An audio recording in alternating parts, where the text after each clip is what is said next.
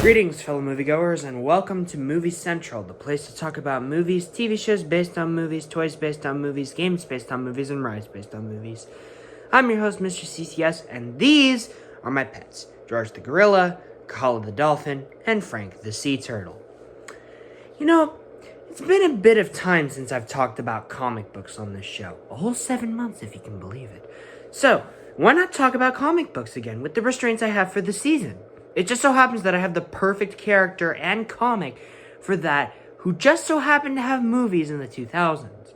I am of course talking about the World Destroyer, the Great Beast, the Beast of Apocalypse, Anungun Rama, Red, Hellboy. Created by American comic book author and artist Mike Mignola, as well as published by Dark Horse Comics, Hellboy is one of the most macho and cool comic book characters not owned by DC or Marvel. He first appeared in X-Men number 21 in December of 1993, before fully spinning off into his own series of comics. I myself haven't read many of them yet, but I guarantee that will be the case soon enough. Regardless, the character of Hellboy was a big success with fans and critics alike, and it was only a matter of time before someone decided to make a movie based on our guy in red. And who better than Guillermo del Toro, best known at the time for his critically acclaimed horror films Cronos and The Devil's Backbone, and would later go on to direct the Best Picture winner, The Shape of Water. Del Toro seemed like the man for the job, as he was involved in some great stuff at the time, and would continue to do so throughout the decade with the likes of Pan's Labyrinth. It is also important to note that Mike Mignola was in the production process of this film, much like Stan Lee for the X-Men and Spider-Man films at the time, to make it as accurate as possible to the original work. By the spring of 2004, the film was released and was well received by critics, though it didn't do as well at the box office, only grossing close to $100 million on a $66 million budget. Regardless, fans to this very day praise it, and it even warranted a sequel a few years later, which yes, I do plan to talk about. However, 20 years later, does this film still hold up? It's time to find out. This is Hellboy.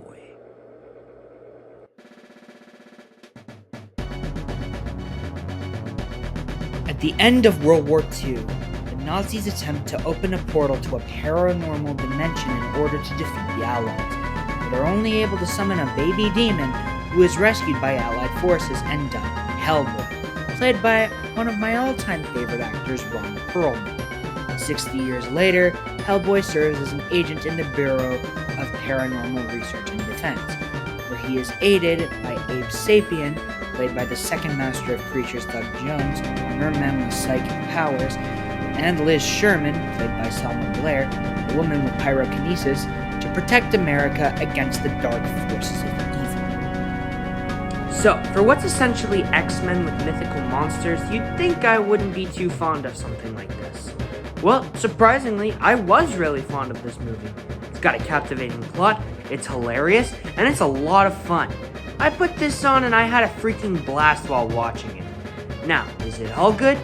No, there are some things here and there that I didn't care for, but most of the time, this film's freaking fantastic.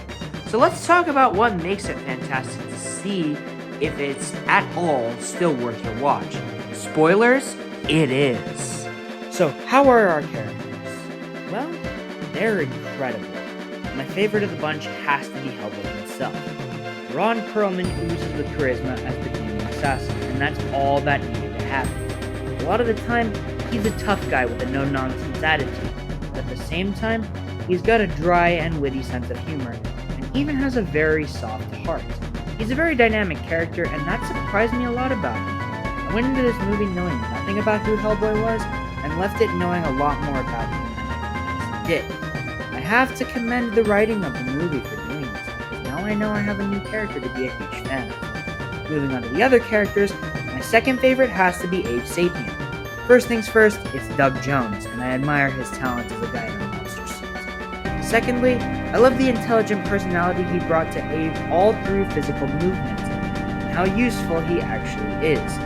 He also just so happens to resemble the sea monster from my favorite Universal monster film, The Creature from the Black. And that was a treat. David Hyde Pierce did the voice of Abe, and I love the way he delivered his lines in the movie because he sounds like an intelligent mind I would actually listen to. Overall, I think Doug and David did a terrific job bringing the intelligent creature to life, and I can't wait to see more of him in the sequel. As far as Liz as a character goes, I thought she served her part pretty well, and I liked the journey she went on. That said, I feel like I need to see just a little more of her, so hopefully the sequel will rectify that problem. Finally, for our little monster squad, we have Dr. Trevor Bruttenhelm, who was played by John Hurts. I think he did a terrific job in bringing a very reserved but kind-hearted scientist to life, and it helps that he partially narrates the film at the same time. Also, I genuinely cared when he died, because he was fleshed out extremely well, and you can even feel Hellboy's pain after losing the man who raised him.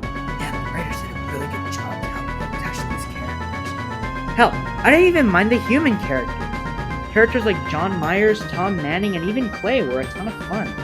Manning was great because I enjoyed Jeffrey Tambor, and Clay because I enjoyed watching Corey Johnson play another character like this. It was great to see him in this movie after seeing him as Daniel's movie. As far as John Mayer goes, despite being played by a lesser-known actor, I think Rupert Evans did a pretty good job for what he was given, and I surprisingly enjoyed seeing Mayer on screen. Now, let's move on to the villains. Starting off the train was the one I liked the least, Ilsa. She's not terrible, but she's kind of a generic Nazi who's just fawning over the main villain. She didn't really do much that stood out to me, so that's why I'm not going to spend so much time talking about her. As far as the other villains go, holy Christ, they work on them. My favorite of the bunch has to be Cronin. His design, his eerie breathing, and his fighting style made me think of a ninja Darth Vader hybrid, and that was cool to see. Also, under that mask, it's a Nazi zombie. Yeah, you can't make this stuff up. It's so insane and I friggin' love it. Finally, we have the main villain, Grigory Rasputin, based on the historical figure of the sequel. If I'm being honest, he's kind of a generic main villain, but I didn't mind it too much, and there's a reason why. He was an established threat. If he made a promise, he would always keep it. He meant business, and that was the best part about his character as a whole. You really feel how powerful he truly is, even if the Ogru Jihad overshadowed him by the end of the movie. They're the main villains in the comics, so there's that. So, yeah, I think this movie did a great job with its villains and characters as a whole, and I have to commend that for doing this. Now, moving on to the visuals, I have to get the negative out of the way first. The CGI is ridiculously incomplete. I get this movie was on a lower budget, but they don't look great. The CGI doubles were incredibly obvious, the flames Liz had looked like previs for a video game, and even the giant Ogru Jihad behemoth looked kind of dull. I don't blame the filmmakers for this, but I do think that it needed a few more months in the editing room to get patched up just a bit. I understand why it didn't look as good as it could, because the movie was distributed by Sony, who were working on Spider-Man 2 at the same time, and that film looks excellent by comparison. So yeah, it's not good CGI, but I don't blame the filmmakers. However, the practical effects are amazing. Hellboy is brought to life with excellent looking makeup to make Ron Perlman look like the real deal himself, and that was amazing to see. The Samael monster was also created through practical effects, and even the design reminded me a lot of the Predator. It was a damn good looking monster costume. Abe Sapien was also practical, and you can see all of the effort that Doug Jones is putting into the performance under all that makeup. Of course, Cronin is also brought to life with practical effects, and he looks really gnarly and gross, and that's what he always needed to be. I have to say, these are some of the best and most realistic practical effects I've seen for a movie, and I have to commend Rick Baker, the absolute greatest of all-time makeup artist, for doing this. As far as music is concerned, it was composed by Marco Beltrami, who I think did a great job in making this movie come to life with a spine-chilling and very adrenaline-inducing score that made me feel like I was on a roller coaster ride of emotions throughout the course of it. I'd love to hear more from Beltrami in the future, because he seems like he knows what he's doing. Finally, we get to the tone. This movie juggles a lot for a superhero film. It can be frightening and intense, full of heart-pounding action sequences and suspense, and somber and sadness, and even some great comedy. Watching Hellboy get jealous and talking it over with a 9-year-old boy while eating cookies and drinking milk was hilarious. And I don't say that lightly. This is the kind of humor I like. Very dry and straightforward humor that keeps your emotions up. This movie is really funny. What else can I say? As far as action sequences go, whenever Hellboy was involved in using his fighting techniques, I was always happy. My favorite action scene has to be Hellboy vs. Cronin. It was choreographed really well, and it had some very awesome moments. However, the battles between Hellboy and the Samiel monsters were also a ton of fun to watch. And the final battle between Hellboy and the Behemoth was a great scene too. Also, this movie has its frightening moments too, such as the entire tunnel sequence, and even the cold opening set during World War II. So, overall, Hellboy is a freaking blast. It's got a ton of great action-packed moments, it's funny, and it's a movie that, with multiple viewings, I doubt I'll ever get tired of. Sure, the CGI isn't great, but the rest of the movie is, and I fully recommend it if you are a comic fan like myself. I'm gonna give this one a 9 out of 10. A fun ride with a fun and powerful demon fighter. That's all I have for this review. Next week, I'm going to take a look at a movie directed by the man who directed the first 2 Mummy films and see how his attempt at a large monster crossover holds up. With that said, my name is Mr. CCS, this is Movie Central, and that, my friends, is a wrap.